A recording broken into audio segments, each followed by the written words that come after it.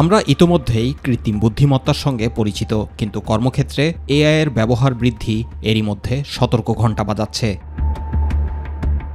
Inter American development bank আইডিবির উদ্ভাবিত একটি সূচকে দেখা যাচ্ছে যুক্তরাষ্ট্রে মাত্র 1 বছরের মধ্যে 43 মিলিয়ন চাকরির উপর কৃত্রিম বুদ্ধিমত্তার প্রভাব পড়বে। মেক্সিকোতে এ সংখ্যা 16 মিলিয়নে গিয়ে ঠেকেছে। আগামী 5 বছরে এই সংখ্যা যুক্তরাষ্ট্রে 60 মিলিয়ন ও মেক্সিকোতে 22 মিলিয়ন হতে পারে। আর 1 দশকের মধ্যে যুক্তরাষ্ট্রে এ সংখ্যা 70 মিলিয়ন এবং মেক্সিকোতে 26 মিলিয়ন ছাড়াবে।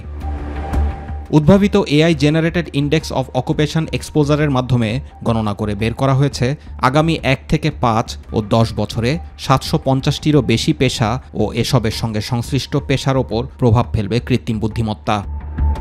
সূচক অনুসারে 1 বছরের মধ্যে বিশ্বব্যাপী 980 মিলিয়ন চাকরির ওপর কোনো না কোনোভাবে এই নতুন প্রযুক্তির প্রভাব পড়বে। এটি বৈশ্বিকভাবে 28% কর্মশক্তির সমান কাজ করতে পারে। 5 বছরের মধ্যে এ সংখ্যা 38% এবং 10 বছরে 44% গিয়ে পৌঁছাবে।